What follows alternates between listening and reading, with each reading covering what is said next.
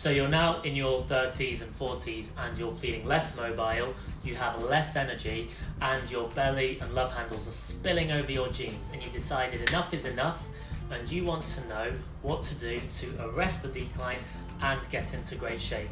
Well, this is what we're going to talk about today. So how do we achieve the above? Through strength training. Now today I'm going to use resistance and strength training interchangeably, as they're essentially the same thing. I'm going to detail what strength is, and then I'm going to go through some benefits which aren't commonly associated with strength training. And finally, I'm going to demonstrate which exercises you need to include in your programs to ditch the dad bod and get into the best shape of your life, which is definitely possible in your 30s, 40s, and dare I say 50s. Let's dive in. What is strength? From a scientific perspective, strength is a measure of force production. So essentially, it's the ability to overcome external forces. What are these forces? Gravity, ground reaction, and momentum. And the more competent you are in overcoming these forces, the more you will achieve the benefits which I'm about to outline. 1. Longevity. Being less strong may mean that you are more susceptible to falling and being more dependent on others, which isn't where you want to be. Now, this is interesting. This study shows that the amount of muscle mass an individual carries is positively correlated to longevity. So basically, if you carry more muscle mass, you tend to live longer. This does show correlation, not causation, but it's an interesting relationship to be aware of. How do you increase muscle mass? Through strength training. 2. Better function as you age. So think about how you want to age. Do you want to become frail, weak, and at risk of falling and dislocating a hip? Well, this is something that you don't have to experience if you focus on increasing muscle mass, because as we age, we may experience sarcopenia, which is a skeletal muscle disorder characterized by loss of muscle mass, muscle function, and low physical performance. And this is estimated to affect about 10 to 20% of older adults and is associated with increased likelihood of falls, fractures, physical disability, and even death. So sarcopenia aside, if you're not strength training and stimulating your muscle mass to grow, you will also start to lose muscle mass. So you need to take action and set yourself up to age well, which means being stronger, more mobile, and having more independence. 3. It's perfect for losing the belly fat and love handles. This is something we're very interested in.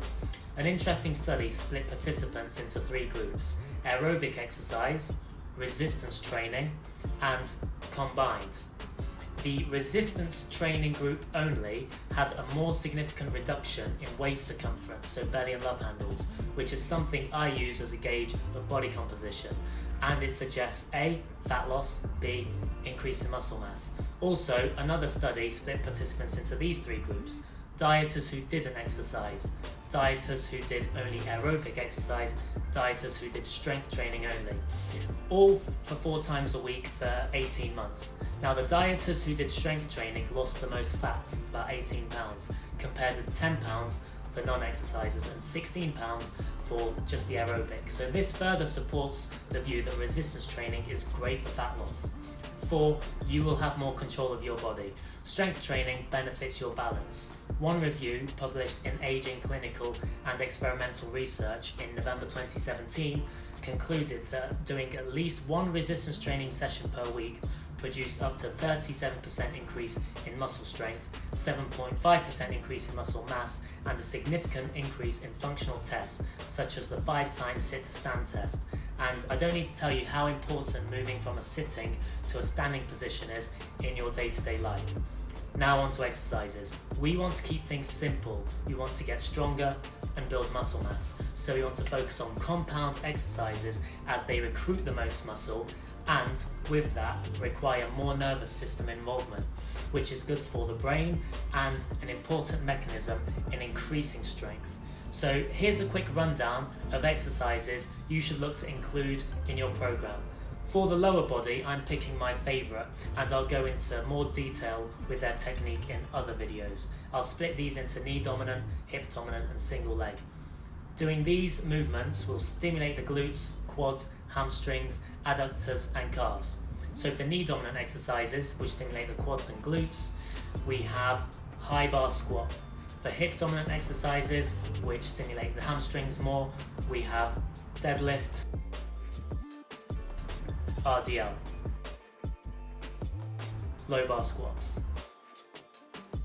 For single leg exercises, which are great for balance, coordination and also training the glutes and abductors, we have reverse lunge and walking lunge. Now on to upper body. We break these down into push horizontal, push vertical, pull horizontal, pull vertical. Here we will be stimulating the pecs, lats, trapezius, deltoids, rhomboids, biceps, triceps, basically every muscle in the upper body. Push horizontal, which are great for the chest, we've got bench press, push up. Push vertical, which is great for the shoulders, military press,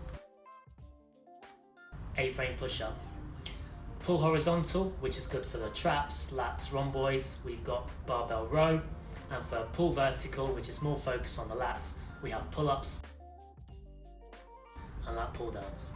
In terms of protocols, so sets and reps, this really does depend on your training experience, but my approach would be to learn the movements, regressing them if you need to make them more basic, and this is important for you to build your capacity within those movements, which will help build muscle and strength. Then progress to strength protocols whereby you're doing fewer reps at much heavier loads. Stay tuned as I'll be detailing more technique and programming in videos in due course, which will help you to execute these movements and programs so that you can get into the best shape of your lives in your 30s, 40s and beyond. Thanks so much for watching this video.